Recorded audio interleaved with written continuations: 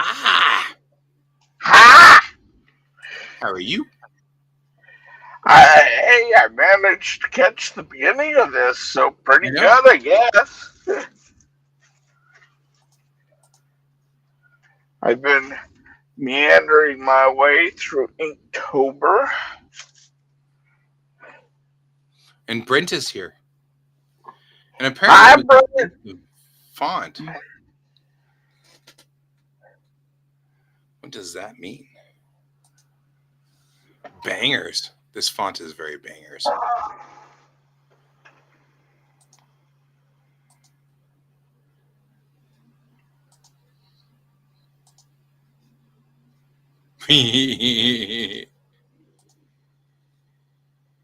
What's going on?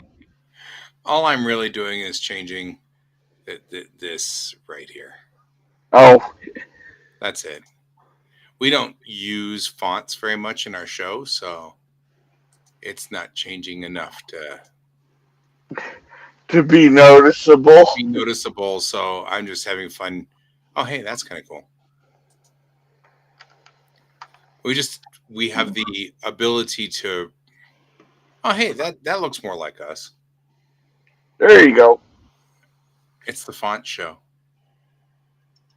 We can align it left, and we can align it right, which did nothing, literally nothing. So they were all big on you have new things you can do, and that's it. The goggles, they do nothing. I know. I'm like, okay, you do you. It's the font show. As Brent is saying, it's the font show. I don't know. I don't know what that means. I'm just sitting here going, well, then that happened. I am trying to figure out. I can retake a quiz, but I'm trying to figure out. Did he give us the? I thought he gave us the answers for the quizzes. Oh, he did. So I can retake the quiz and redo that. He sent me a message that was like the intention was for you to retake this quiz before class tomorrow. Okay.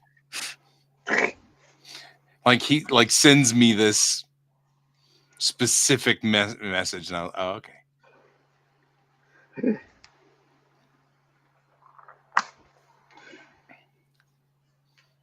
He knows you too well, guy. Right.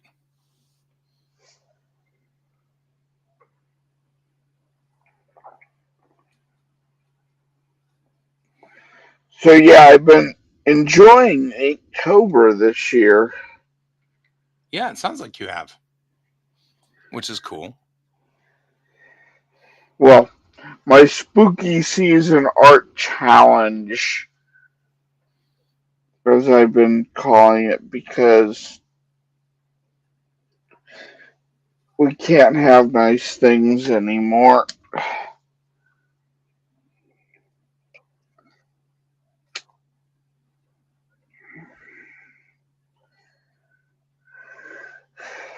Yeah. Well, you know.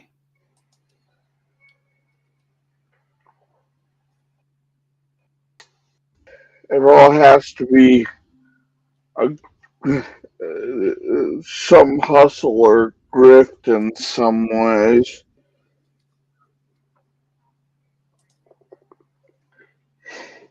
for someone else to make money. Yeah. You're not wrong.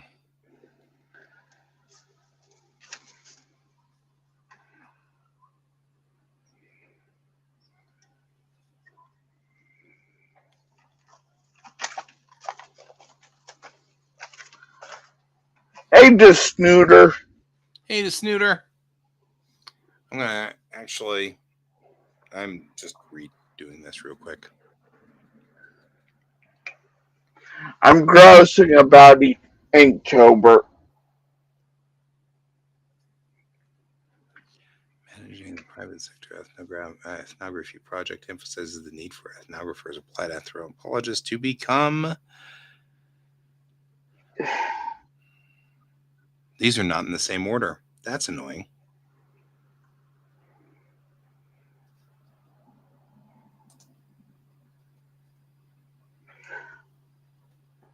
So Jay Parker, the creator of Inktober, Mm-hmm. uh, went uh, decided that he was going to copyright it and then start suing all the artists that were Involved in it. participating in it Yeah. Which is aggravating.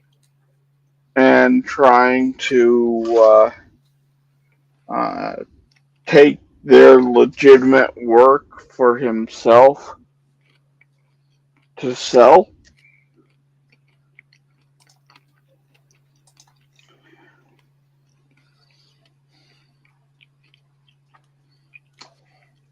So a lot of artists gave him the finger. I mean,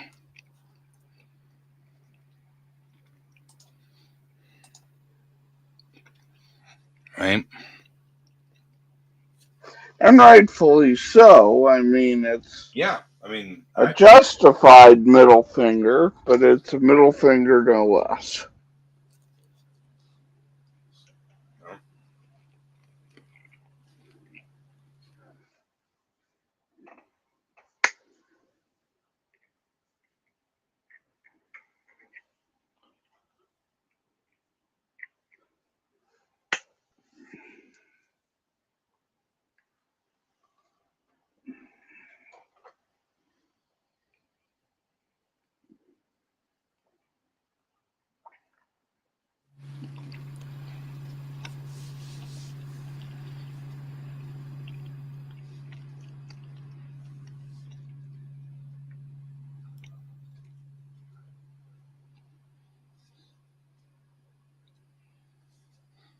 He didn't just copyright the logo, he copyrighted everything.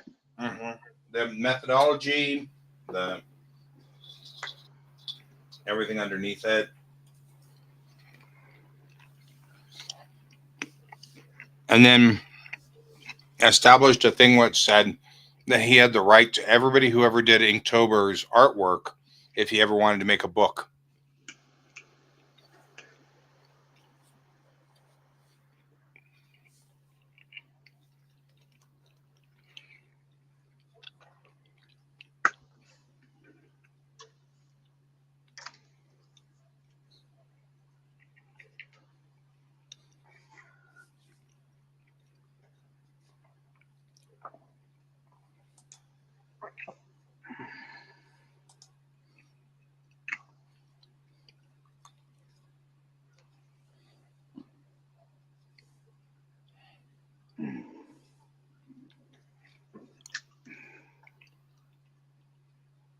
It looks like it just needs more time to soak.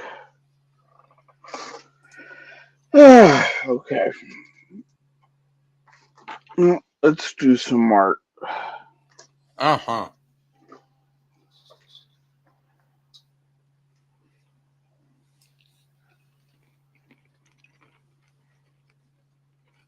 So, what'd you think of the thing I sent you? I didn't see much of it. I'm going to be honest. I have been swamped all week. I Ah, mean, I am doing a quiz right now. After this, I have 2 readings, and I'll skim the readings and then come up with a couple questions and then throw them on there so I can make that before midnight.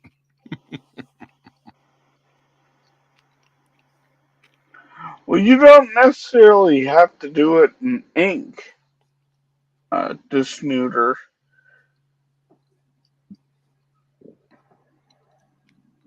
Yeah.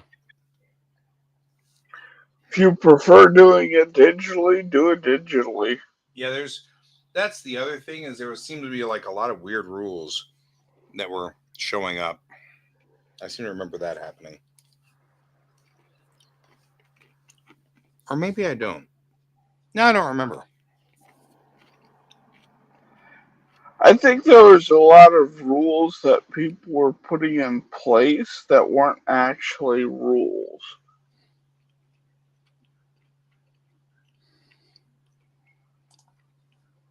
Mm-hmm.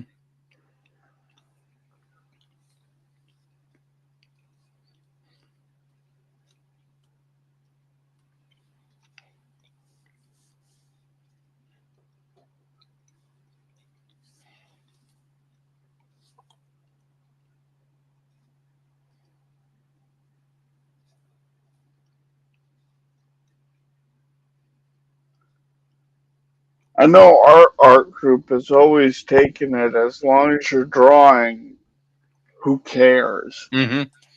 Because the spirit of Inktober was to have a picture a day. That was the spirit. So if you were, as long as you had rattled out a picture, you know.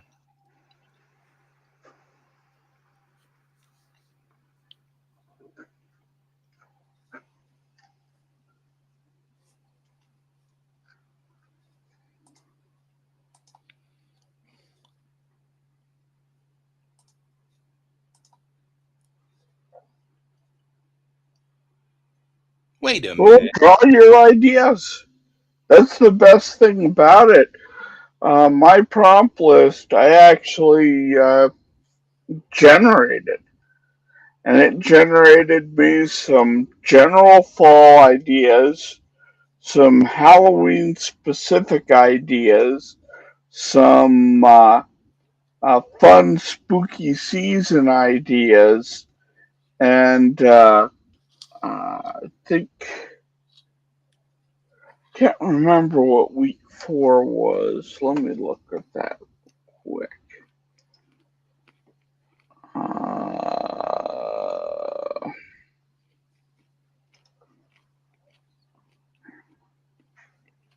so,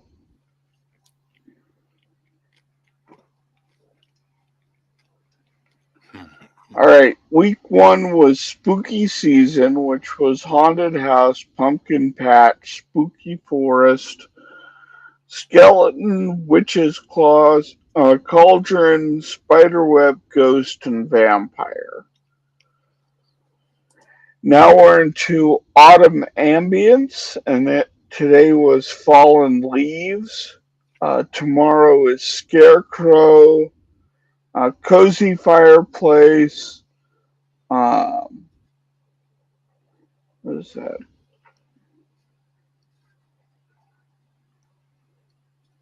Autumn reflection, which I might do something else for. Um, squirrel, apple orchard, harvest moon, foggy morning. Week 3 is Halloween fun with trick or treaters, jack o' lanterns, Halloween party, zombie, mummy, werewolf, black cat, Zombies. graveyard, and then going from there. So it kind of just hit everything, all aspects of what October is. And then if I look at something, I'm like, this doesn't work for me, or something about doesn't work, I change it up.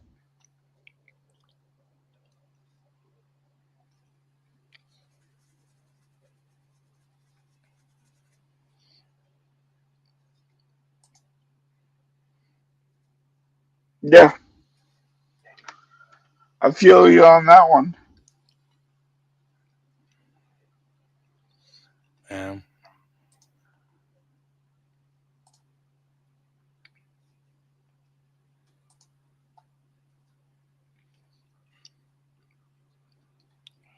this is Morning Whiteford.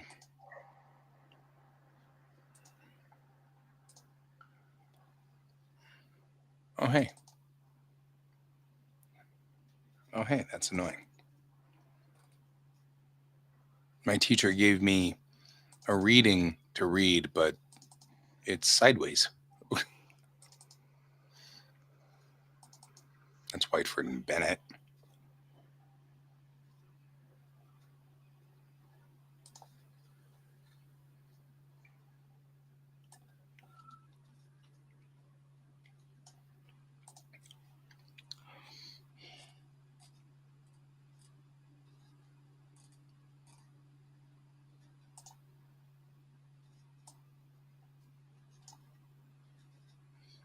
I feel like this is the same dude. Anyway, It's the same dude. just the it's Lenora. It's Dr. Boren and Dr. Whiteford. I was just making a joke about. I had another reading earlier that was Bennett and Whiteford, Dr. Bennett and Dr. Whiteford, and I'm like, I think this is the same dude, and it is. It's because this is a chapter about ethics, and Dr. Linda Whiteford is an MD as well as a cultural anthropologist. So I believe so. So yes. Usually, whenever we have medical and stuff like that, it ends up being something with her, which I guess kind of makes some sense.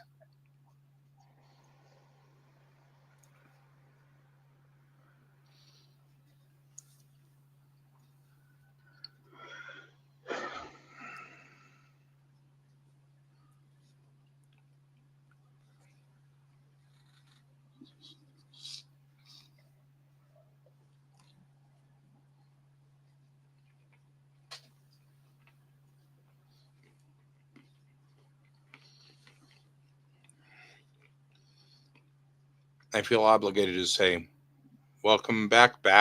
I'm Dad.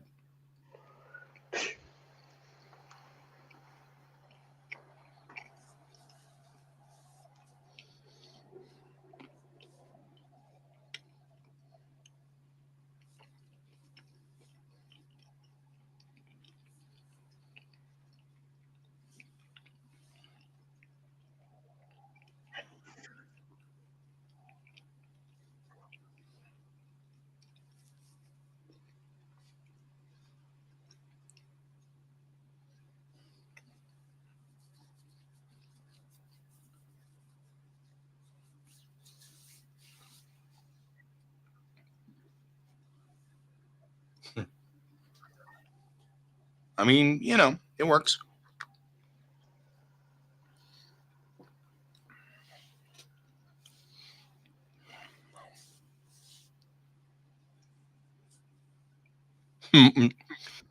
Part of the original conversation revolved around telling stories, something all anthropologists love to do. I'm in the right job. I'm like, wait a minute.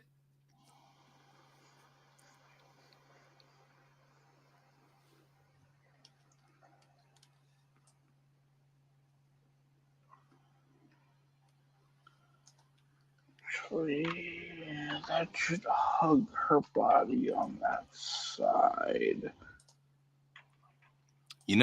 Just like a dog. Wait, what?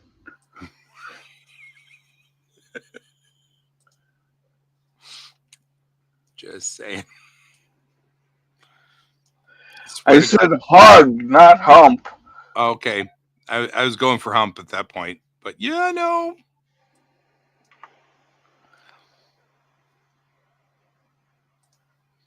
Because internally, I'm 12.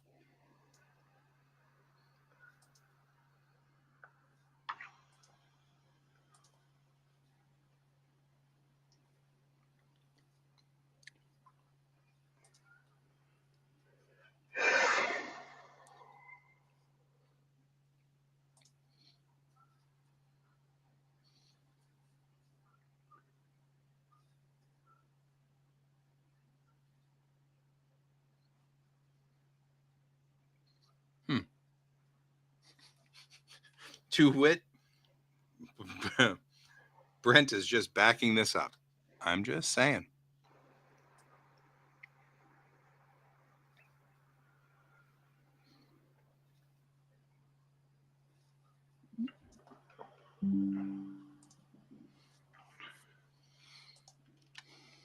I already have quotes coming in already. Geez.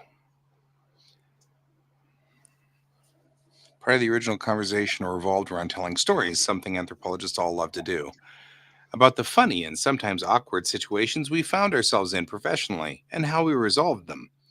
What became clear in that conversation was that neither of us had any formal training in ethics while we were in graduate school. and that while some academic anthropology graduate programs now provide their students with training, we were both set loose as professionals without any formal training in ethics.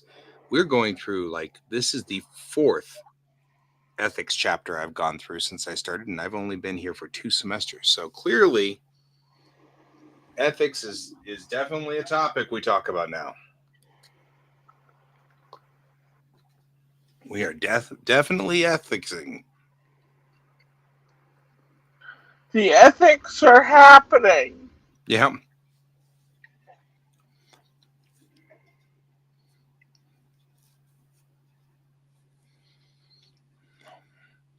These are God, you can see the you're not improvements. you're not Inktober.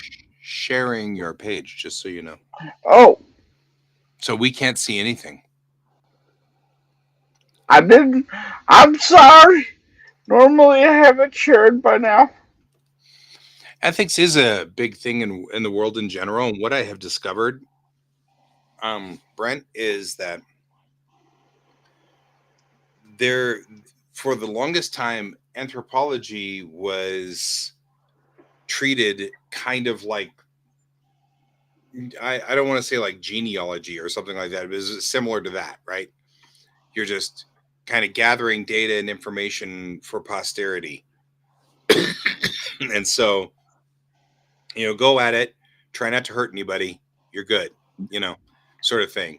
And it wasn't until we had some very bad situations whereby the anthropologists meant well and they went into the situation trying to do the right thing, but they got crossways with it, that we decided to form up better ethics groups and rules for the scientists to follow. The two scientists in this particular story are both older, as in they're from their youth in ethics was the 70s. When they were young early anthropologists was in the 70s, and we really firmed up the rules in the 80s and the 90s. So when they went to school, it was still kind of wild west time. And that's kind of what she's saying. And she's like, well, that's an issue that, and especially when you're talking about anthropologists, because they've got other jobs in the world other than going into, I mean, it's not the thing we've been talking about, and this is why this is such a big deal, is it's never what you think it is, right? The problems are never what you think it is. It's easy to walk in and, we would like for you to count all the bodies of all the people we are killing. Okay, you know what? I'm not in. That's an easy one, right? I'm not doing this. The hard one is, we're going to hire you into this company to figure out why our I don't know, group XY, why this group isn't as efficient as it should be. And your job is to figure out why that's not happening. And so you go through and do analysis, and then you turn in the analysis and you find out that your analysis is used to fire a whole bunch of people. Like you're like, whoa, whoa, whoa, whoa, whoa. How'd that happen? That wasn't what I came in here for. So that's part of the problem, is that anthropologists are used for jobs that are above and beyond the average, go to a tribe and sit with this tribe in Nowheresville, Africa, and log their life or whatever. Those are easy ethics. You don't go in there and ruin their world. You don't go in there and make fun of their world. You don't, you know what I mean? Like, it's really pretty straightforward. You go in there, you tell them what you're doing, you tell them what your job is so that they know exactly what's going on. That's pretty easy. The hard part's when you're working with Exxon, and you're figuring out whether they're covering up an oil spill or something. You've been paid for, Exxon paid your financial situation to get in here. So now they want you to cover up an oil spill. And you're like, but ethically, that's wrong. And they're like, that's fine. We just won't pay you. Like, now, wait a minute, you know. So that's what this is all about. Well, and even far beyond that is now it's coming out that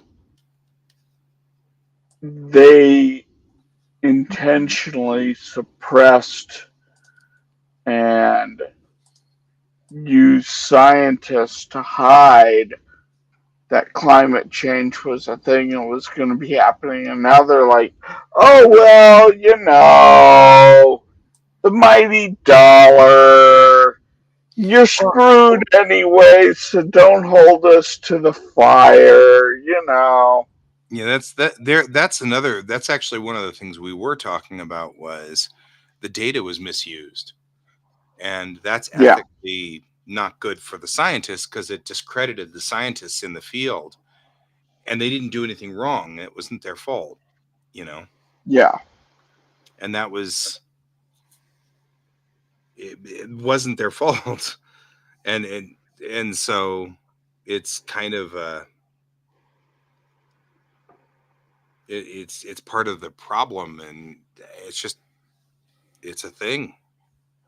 It's difficult, you know. And that because that is one of the things a lot of the scientists who were involved in that, you know, that's one of those things, man. I just that one's just so oof. Anyway, yeah.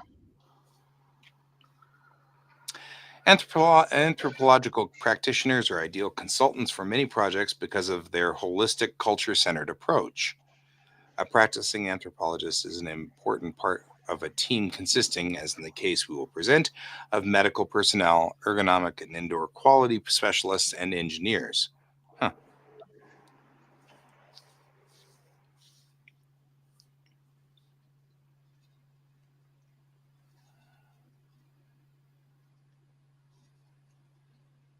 Yeah. Yeah. One of these two that are in this thing was working with the oil embargoes and the worldwide oil crisis in the 70s. So these are not spring chickens. I'm just saying that to quantify the fact that I am getting a lot of ethics training.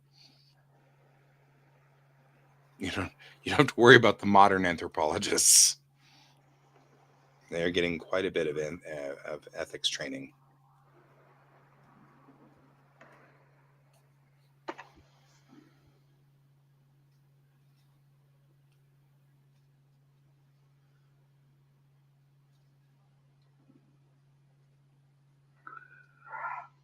I will say, in some ways, working traditionally has been very refreshing and reminded me that there are some tools that I really wish I had when I worked traditionally. Yeah. Like, oh, I screwed up the size of this person's hand. Right? Scale. Like the infamous I reach over and hit Control Z on my paper. Yeah, The big thing I have learned is, man, I have just become addicted to OneNote. I just copy and paste everything into OneNote. yeah. OneNote is real. It's actually one of my major note taking programs I love having around. Yep, me too. I just love the fact that it works on my phone, it works right here, and it works on my laptop, which means that and they all synchronize. In Yeah, class, I will use my phone and snap a picture of the board and it will show up on my Surface. And I love that. I'm just like, and it actually is kind of creepy and fun to watch because it's all so science fictiony, you know? You, you yeah, you sit there and you go click and then it just goes bink and shows up on the screen over here, and you're like, yeah.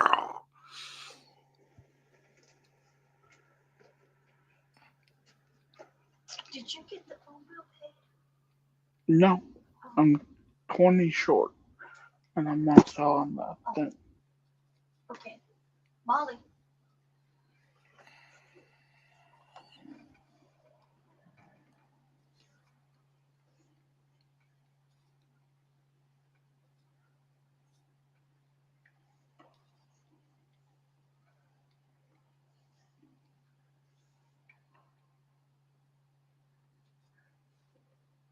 Anyways, I'm back. Hi, back. I'm Dad. Yes, you've made that joke a couple of times. No. Yeah, and I will continue to. It won't stop.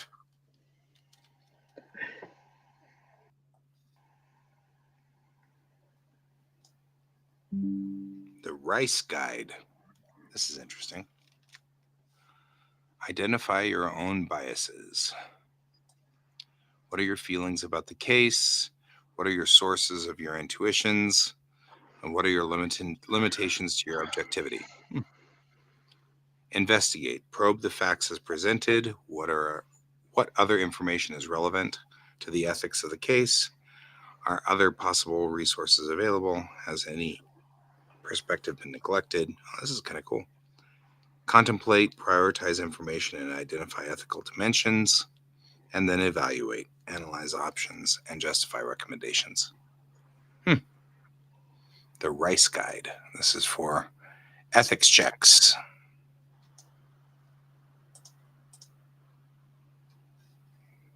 Kind of nifty.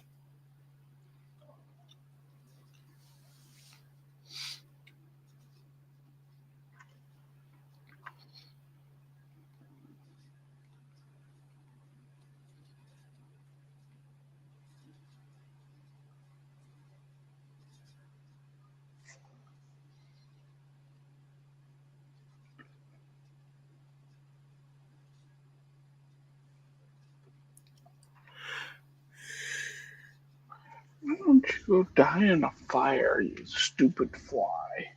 Right?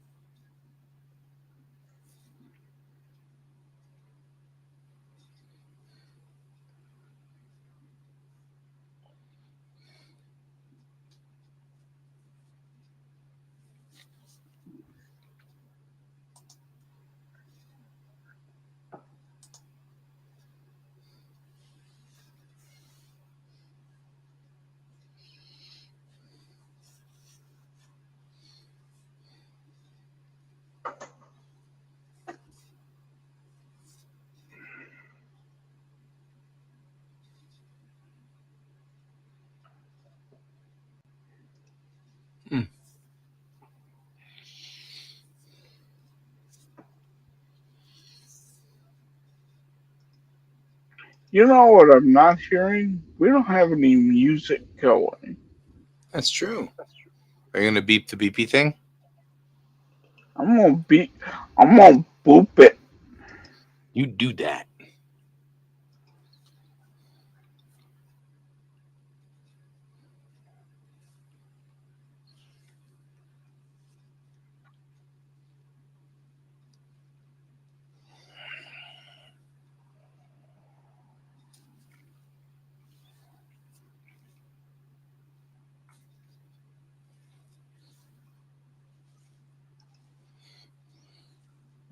What the hell is minimal house?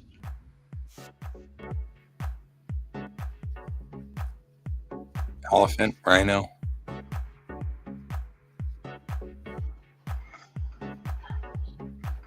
I was thinking House MD, it's just him randomly shouting. It's not lupus!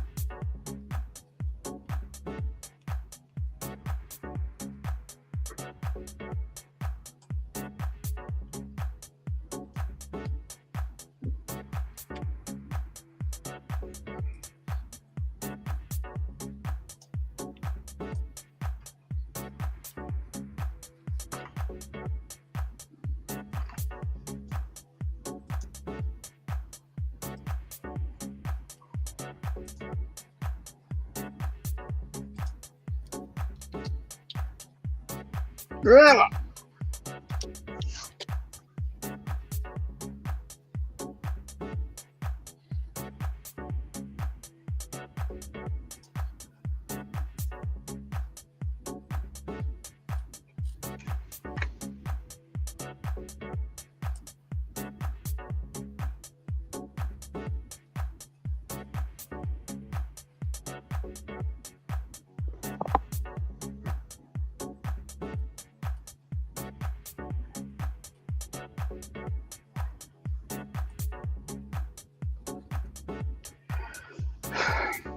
Right?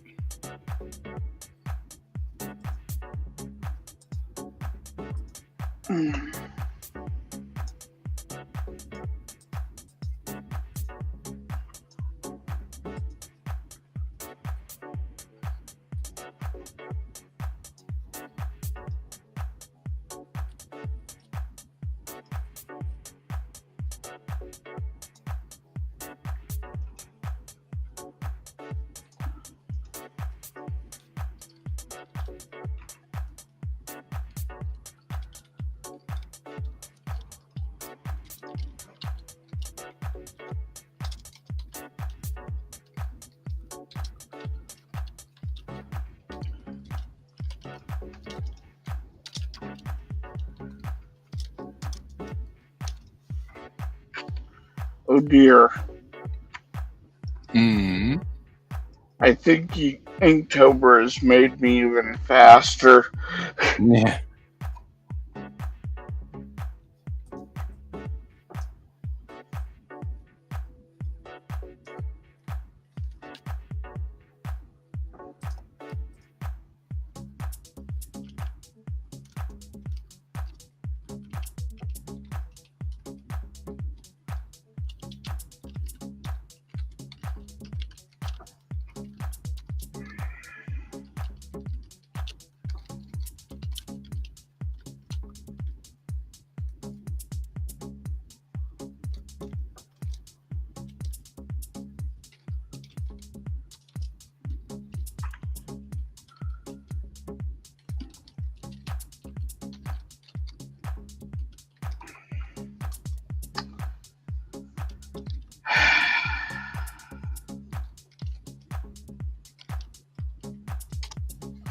Put it up. Oh, nose. Oh, nose.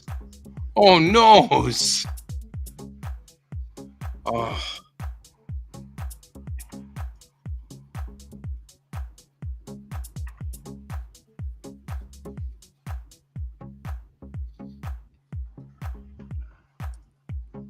as horrible as it is, though, I kind of missed that. It's just a part of our that means such a normal thing. You know what I mean? Like Yeah. normal.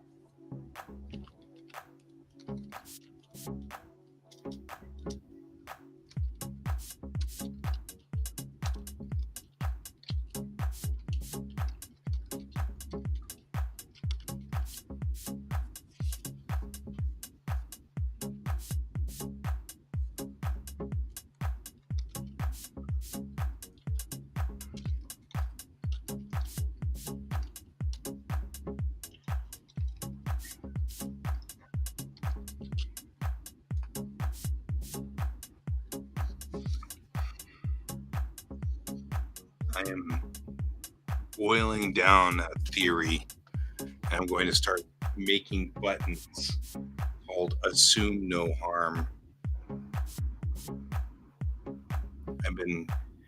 Because of course our ethics in anthropology, because a lot of our stuff is medical, the first thing on there, of course, is the Hippocratic Oath. We have to take the Hippocratic Oath effectively, which is do no harm, right? And that's like number one. But I've been thinking about this, and I was like, it's interesting. I think like a corollary to that is assume no harm, right? Don't assume people are trying to hurt people. Don't go to that assumption. Now, obviously, if someone's hurting somebody, do something about it. But don't walk into the room going, I know you were all trying to screw me over. You know what I mean? Like, so many things are in our society are screwed up because people just assume the worst of people while actively getting into the situation. And part of that doesn't help that that's the media that gets consumed that we've been handed for decades now is the I'm gonna go into politics because that's where it runs mostly into. The X side is out to fuck you because they don't care whether you live or die. Right. It's like, and that was the shock jock and all of that mentality of the 80s to get their listeners to stay. Yeah. And what it's done is polluted the society. I mean, and this is the thing. Every time and it's so bad that even when I try to defend a side, it's, well, why in the world would you, choose that other side? I didn't. I have my political beliefs. They are very firmly stabilized. I know who I'm voting for, and it's not going to change. But I also am not voting against the other side because they're evil or because they set fire to kittens in the morning or whatever, but because they have a series of political belief systems that I do not agree with. And those are belief systems that they all universally admit to, or rather, I guess admit sounds like admitting fault, but they agree that these are their belief systems, and my political alignment is that that's not the right thing for our country, But it's not because they're going to set fire to the world or anything like that.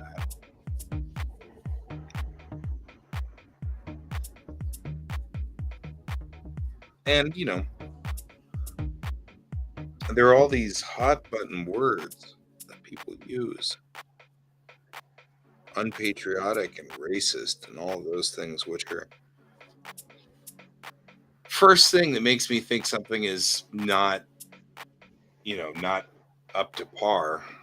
Somebody's like, well, so-and-so is unpatriotic or so-and-so is racist or whatever. I'm like, well, okay, now I know you're about to spew a whole bunch of propaganda at me before I can figure out what you're trying to say,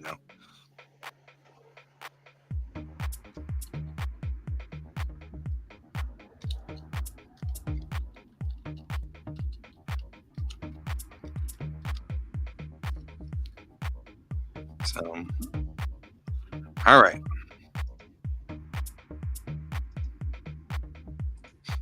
I have to do a check-in where I submit a sentence to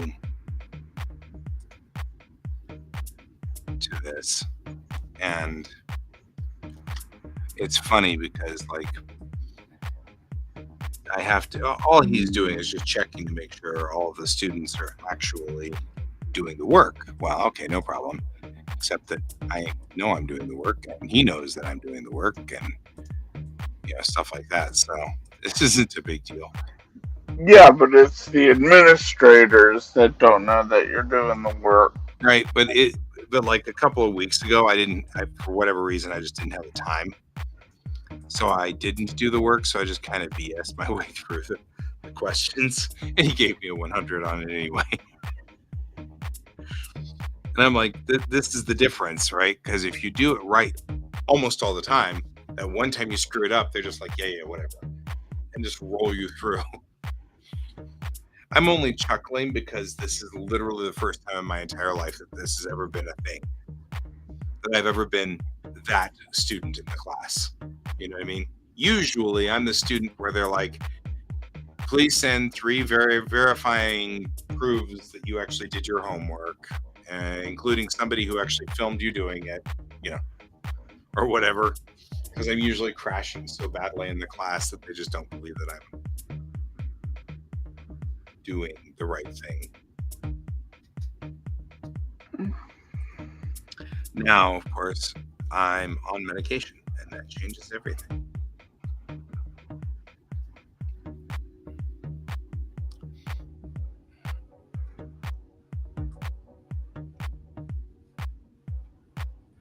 Except now, where every time I fall asleep, it's kind of a bummer.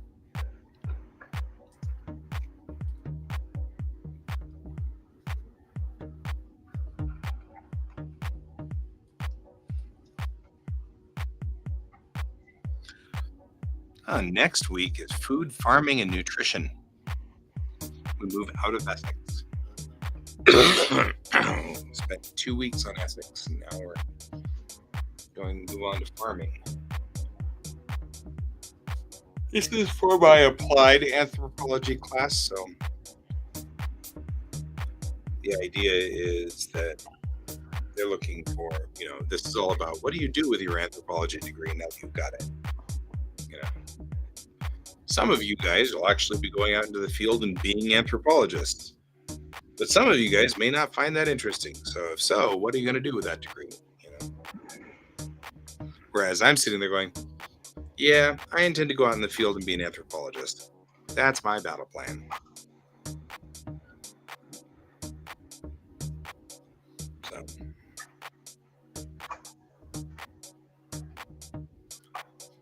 I think it's funny that Brent is like, mentally guy is 12. Yeah, it's mentally guy is 12.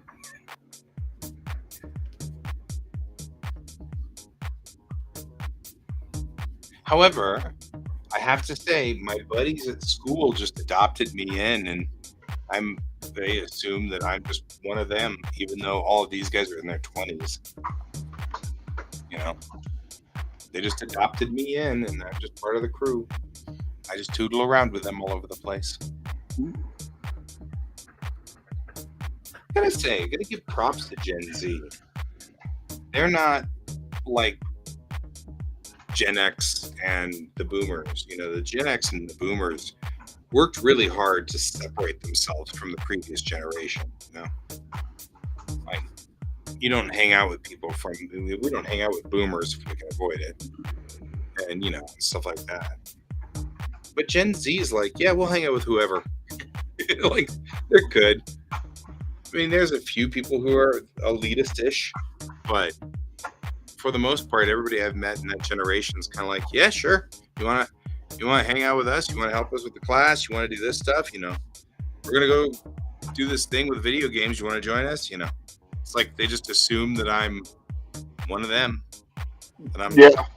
Which is kind of cool because they really, it's just a different mentality that they've got. They assume we know the jokes, whereas we assumed that our parents had no clue. We've been making skibbity jokes all day today, which I only marginally understand. So,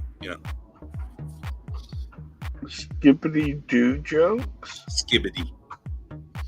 It is apparently an animation thing that is really lousy animation, but has these human heads that are in toilets that spin.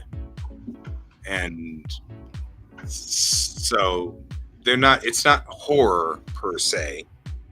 Like, it's not like they're disembodied heads. Or, I mean, they are disembodied heads, but they're not like beheaded disembodied heads. It's just the 3D model doesn't go below here,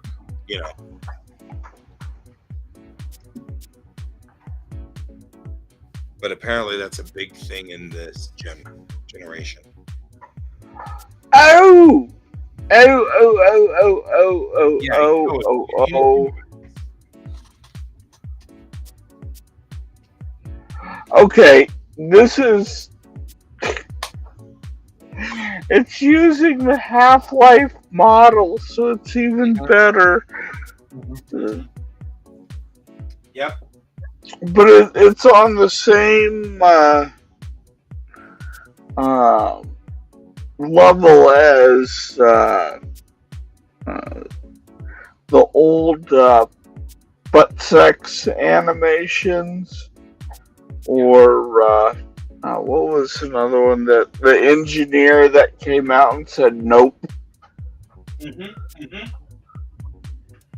Yep, that's it.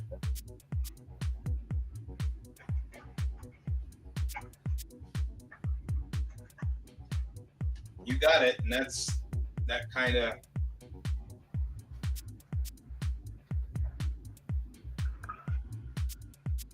weird.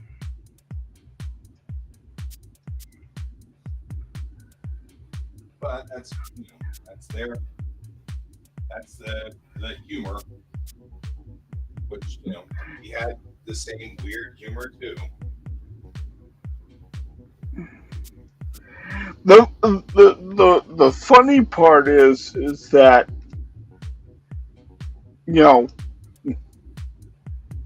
being a millennial is I can relate to Gen Z while going, oh my god, I'm about to date myself.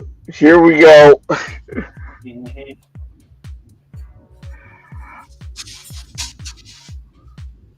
Yeah, and that's millennials didn't really hang out with Gen X either. We did, just not as much. Yeah. Like, we hung out more with Gen Z than we did with Gen X. Agreed. Although, you're hanging out with me. It's sort of a thing. And I hang out with a lot of people that, Gen Z, I hang out with boomers. I'm very approachable. So I'm almost wondering if Gen Z got it from the very beginning from the millennials who are just like, you know what? You're kind of cool. Yeah. Well, and that's the thing is obviously it's like everything. There are going to be, not everybody is the same way. I feel like Gen X has also sort of been, we'll hang out with people. We don't care. We just won't hang out with boomers.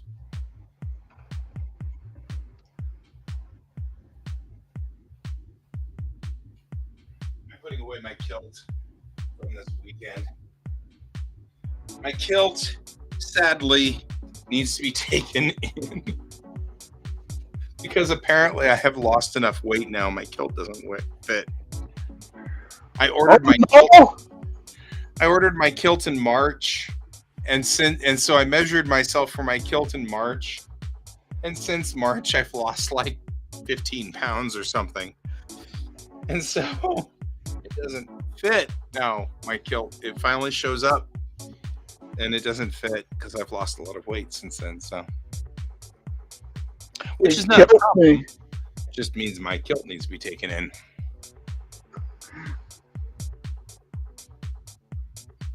All right, I think I have rigged for class.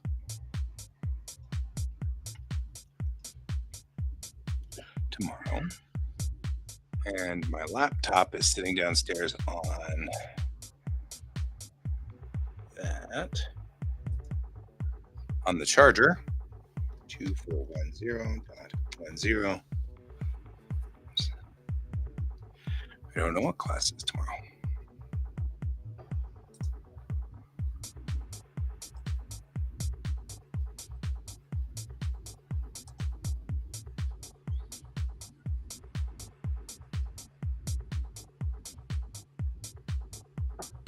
feel like he's going to start making us do stuff. That could be.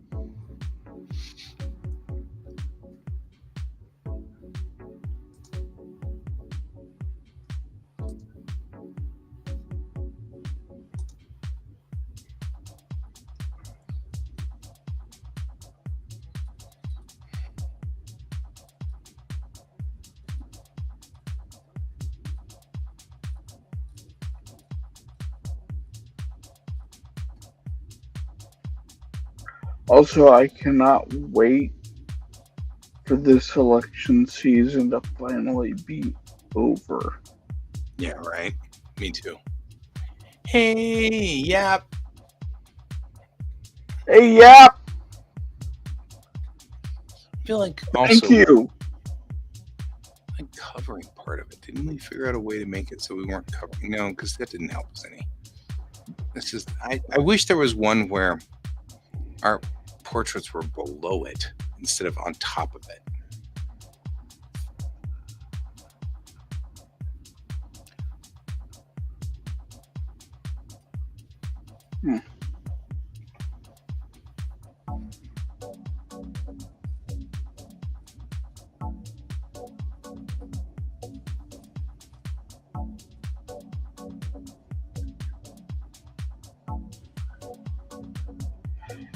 Yeah, you can really, really see how Inktober is affecting me. Mm-hmm. You are definitely getting a different style.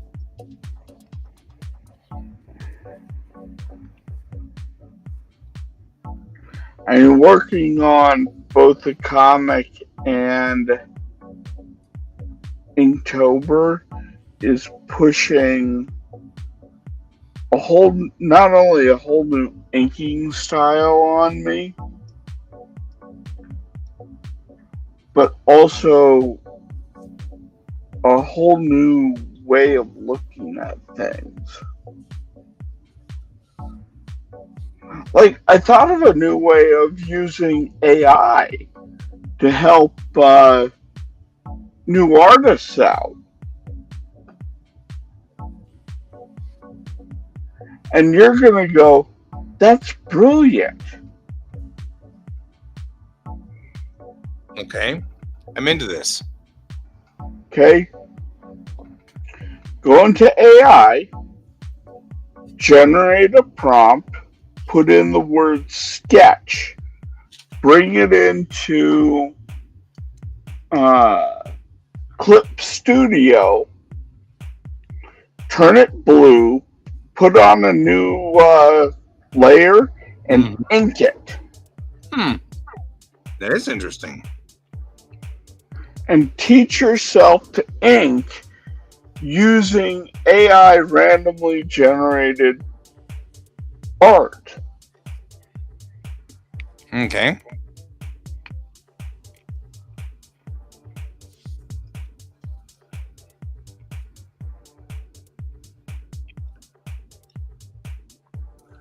I mean,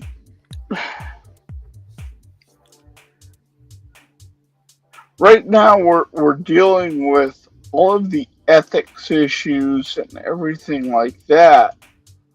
And I'm sitting here going, okay, yes, there are a lot of issues we need to bang out. But there's also a lot of tool usage that can be used and learning tool usages. Yeah.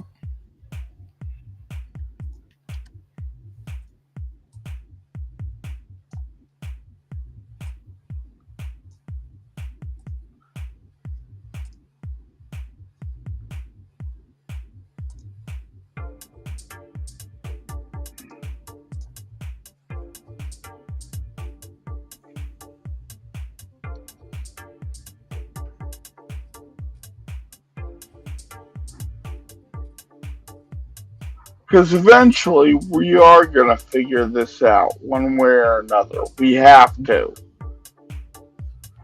Yep. Yeah, we will. Unfortunately, we cannot hold our breath till we're blue in the face with art bros constantly coming at us and trying to make a fast buck. Yeah, you're not wrong.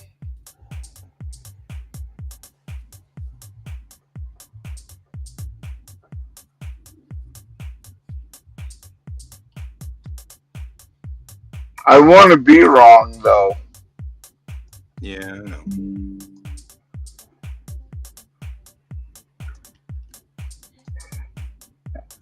And like the one guy who's currently suing over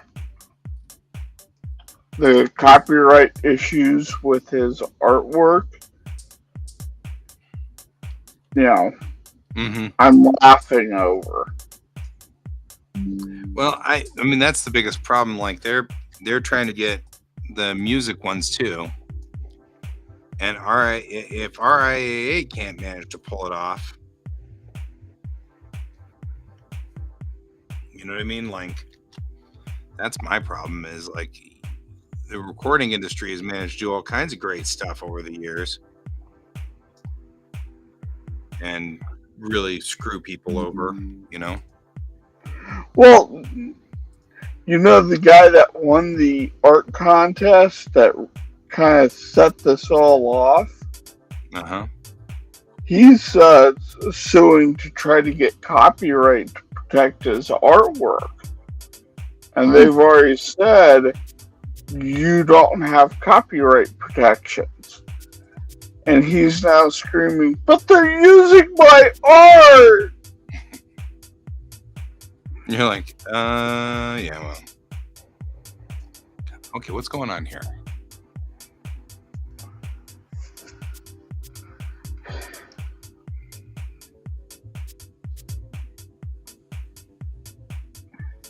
And I'm sitting here going, go die in a fire. Yes. Yeah.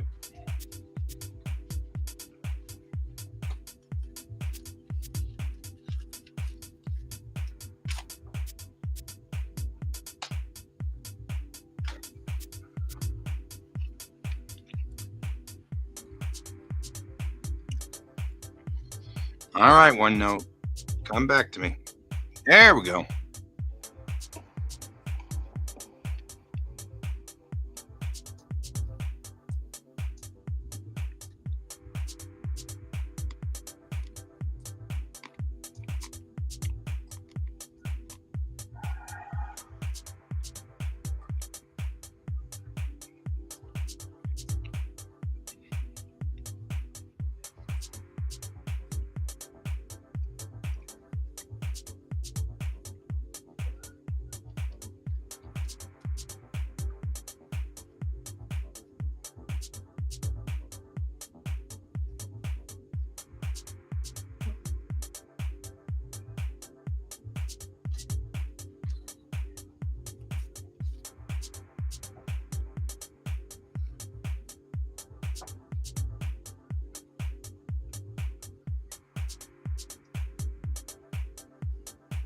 I like that image. That image turned out nice. Yeah, I like it. Why am I not getting control over the... Whatever's going on, stop doing it.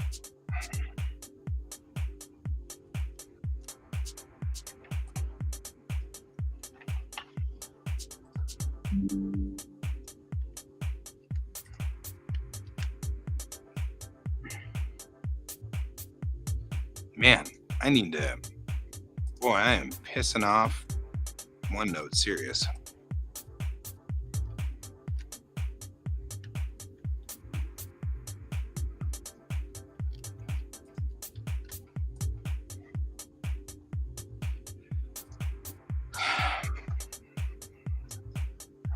Which, I mean, I appreciate it, but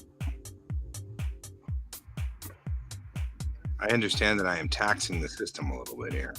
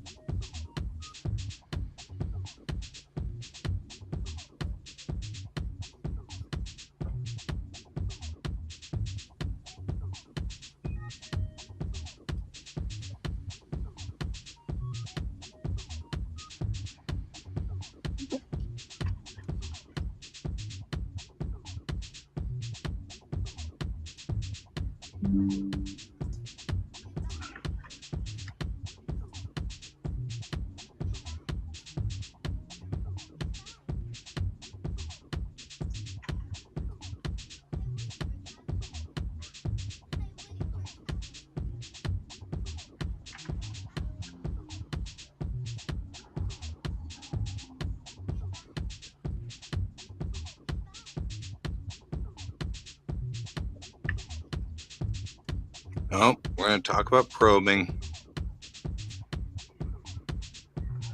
Oh no! Not the probing questions. The funniest part is when my professor put this up there, he put a little gray alien up there too. And I was like, yeah, this is why I get along with this particular professor.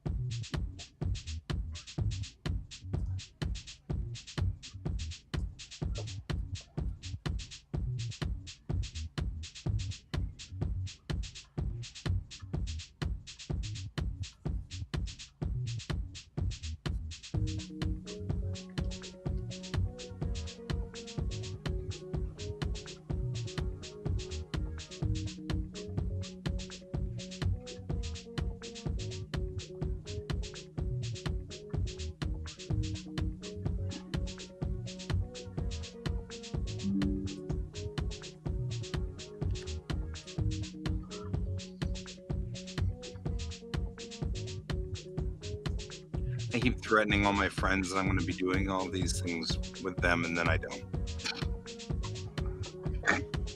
I'm like, I'm gonna use you as a guinea pig for practicing this stuff, and then I don't.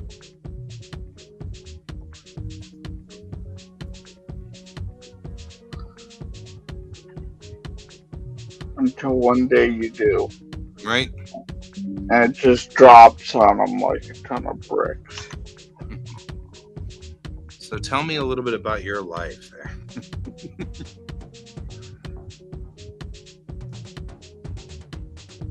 And I'll just start by going, uh-huh, uh-huh, oh, uh-huh, uh-huh, uh-huh, uh-huh. See? Practicing now. Think I'm doing a good job? Just saying.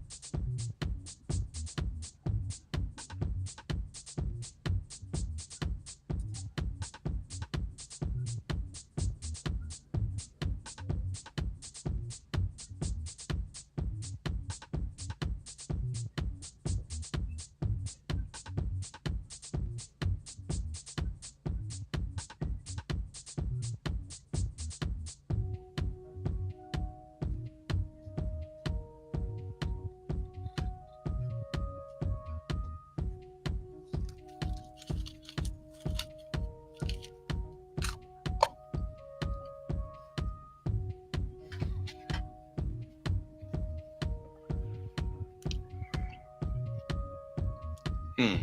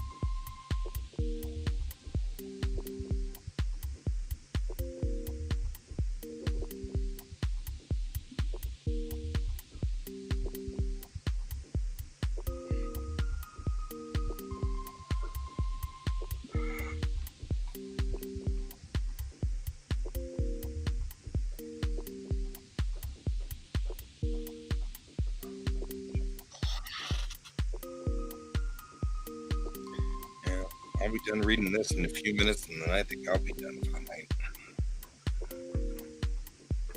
That's fine. I'll be done for tonight too here in a little bit.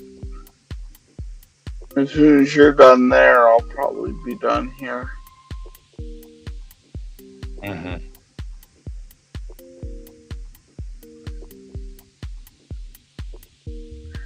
I mean, the fact that I'm taking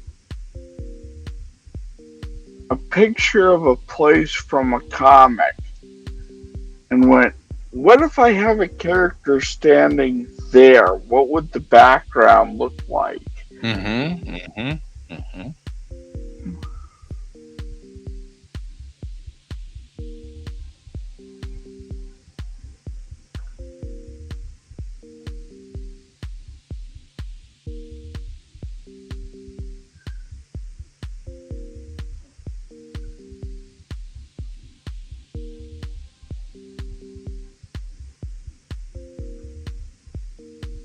Hmm. Dr. Rosenthal and Dr. Jacobson conducted an experiment in 1966 where they told certain teachers and children that they were being tested as spurters. These are kids who jump ahead and make significant leaps in academic scores. And sure enough, those children did in fact improve, which was really interesting because they were picked at random. So the kids that they picked were very specifically picked at complete random. And all of the kids that were picked jumped ahead.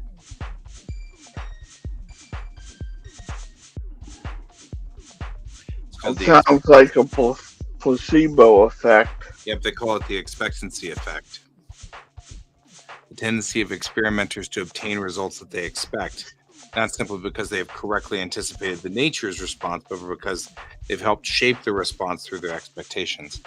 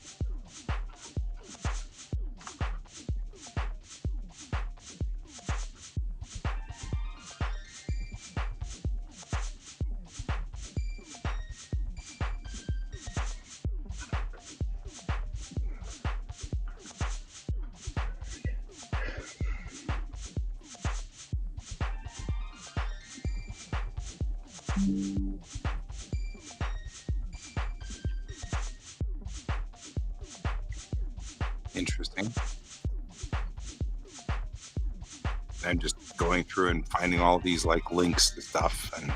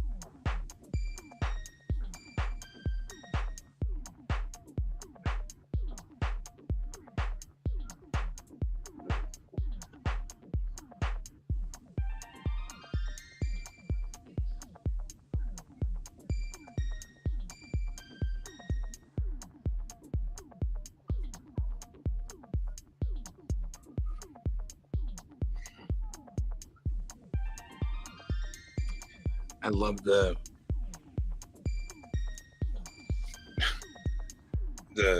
what are they called? Matrushka dolls, the Russian dolls where they're all inside one another. It's like I'm reading this article here, and it's talking about confirmation bias in studies, and therefore, naturally, what did these guys do? They ran studies on their studies, and then ran studies on their interviewers in-ren studies on themselves. You know what I mean? Like, I'm just loving the way that this is like The nesting doll effects. right. It's like totally like these nesting dolls. It's like, hey, wait a minute. I think we're being biased. Quick, everybody run an analysis on us. Like, these guys are such scientists. Oh my god. And you're like, we're being biased, so we should probably do something.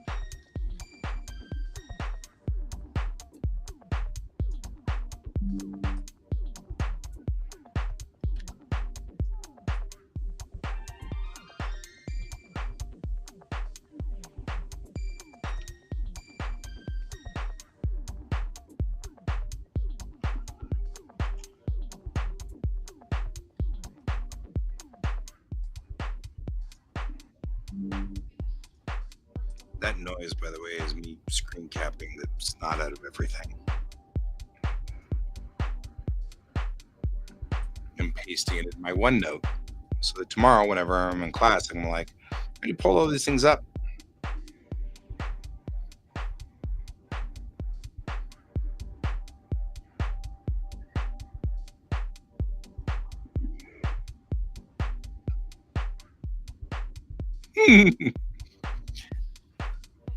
Dr. Hadaway went to a large Protestant church and found 115 people in attendance at the Sunday school.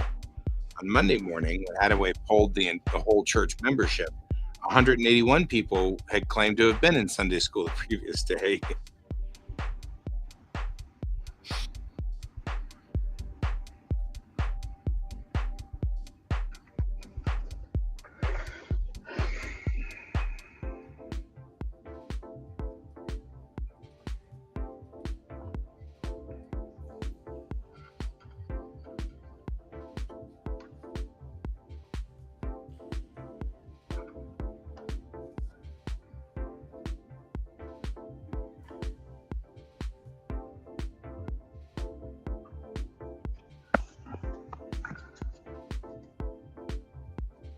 How can you tell if you're losing your mind, Ken? Well,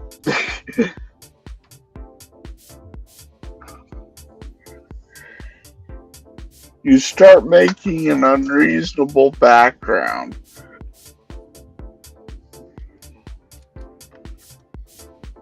And you've got a few more pages, so you can go.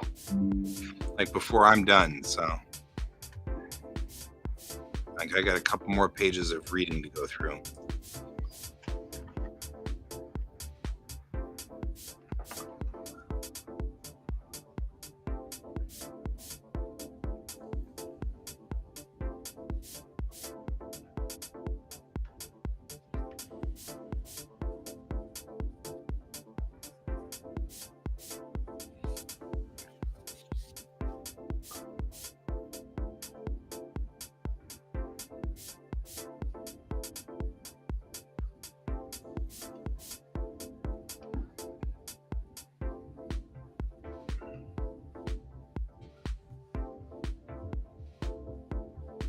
Oh, wow.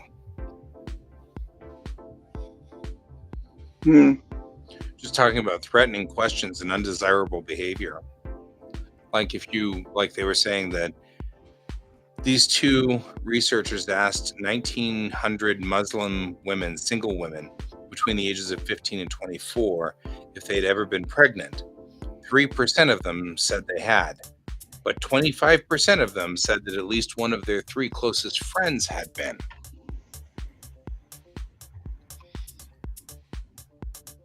which means some of them were not telling the truth.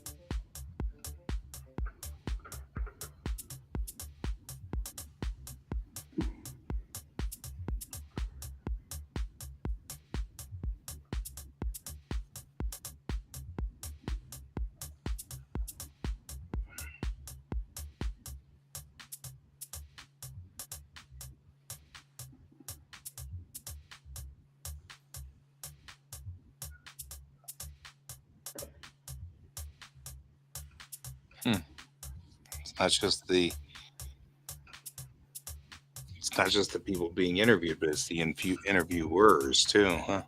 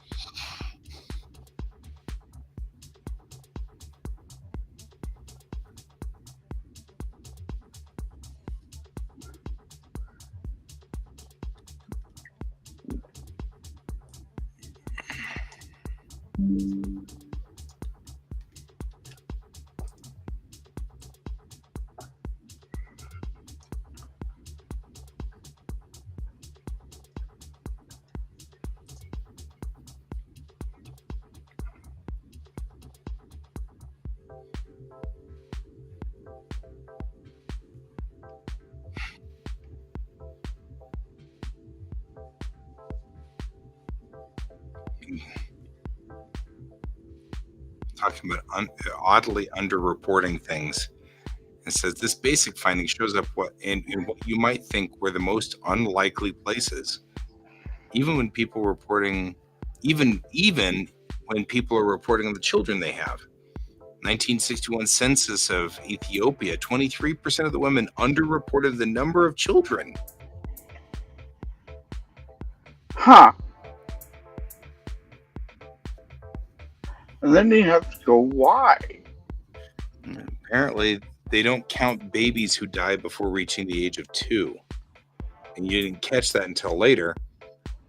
And so, and of course, we're talking about Ethiopia in the 60s, definitely were people dying there. Yeah.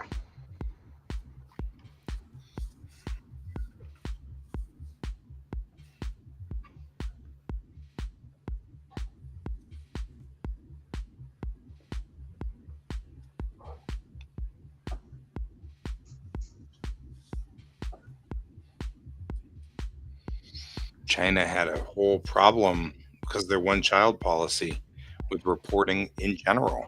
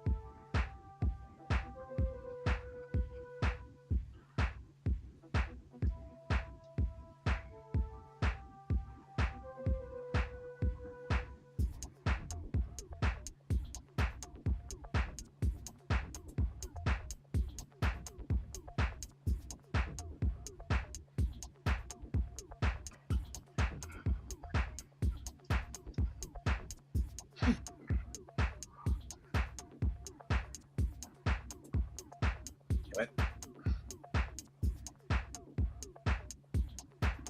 Did not do as good as I wanted on that quiz.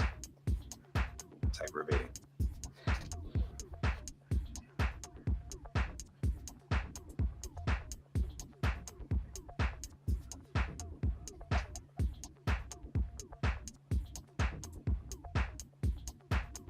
However,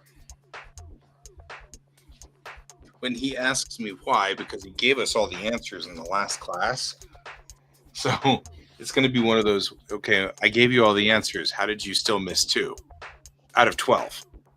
Right? So he's going to be like, there are only 12 questions. I gave you all the answers and you still missed 2.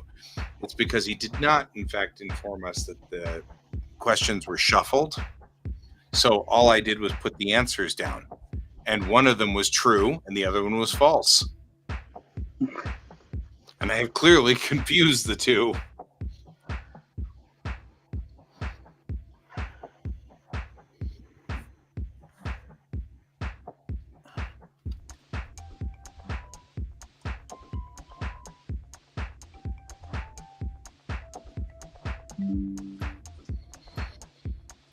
That's all right. I'm still getting an A in the class. I'm just getting a 97% instead of a 100%. It makes me go, meh. You know what I mean? Like, so it's not like it's horrible.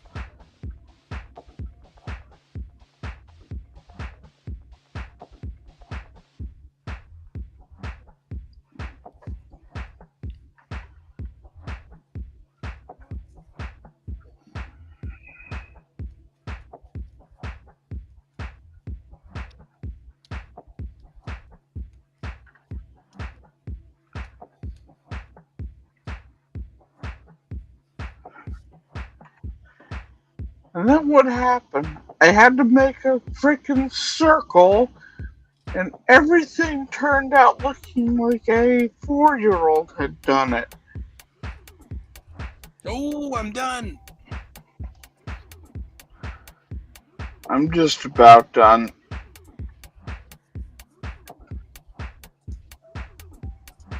All of the things that I have. Good God.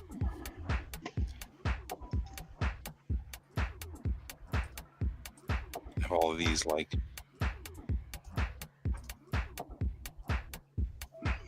things that I snagged and stuff like that. And just a wall of text. It's very entertaining.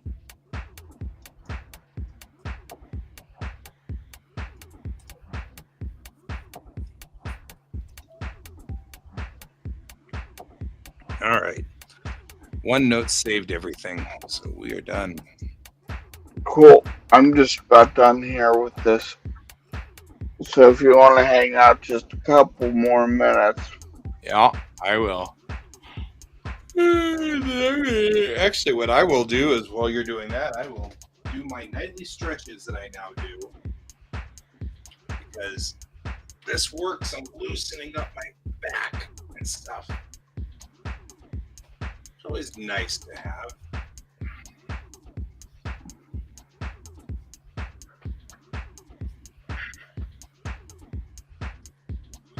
Actually, I'm horribly curious about something.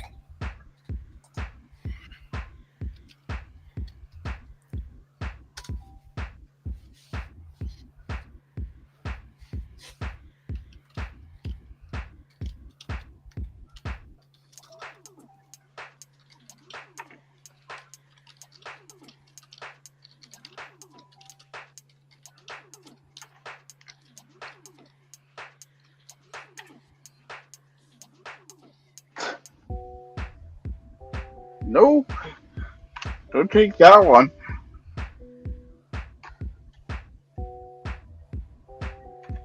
Okay.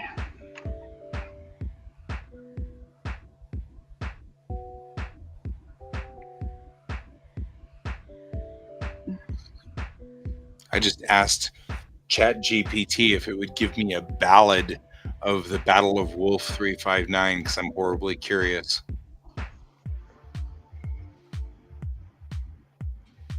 Oh, it actually didn't do bad.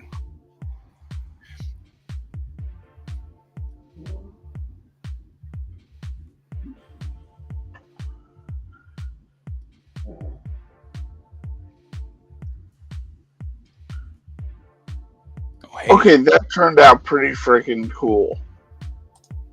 it did. I like that piece.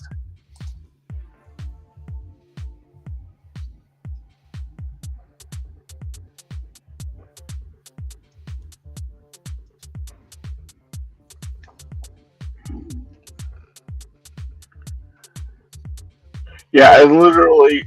So I grabbed a background from Cerebus. And this is the Regency Garden for that. And I went, what if I have a character standing here and instead of showing the entire Regency, what would the background look at eye level going backward? and you get a very interesting scale. Right. That was a fun exercise. I like that. I like that exercise. It was a good exercise. I agree.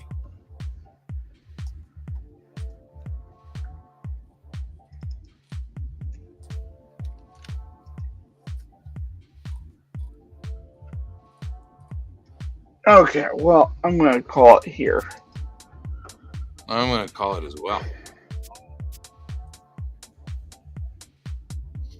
Oh, I'm going to go away, and you're going to go away. We're going to go to bed. Thanks for joining me tonight, Yes. though. And thanks for joining us, all of you out there, Yap and just Snooter and Brent. We'll see you all on the flip side. And as always, keep your eyes on the stars. Good night. Bye.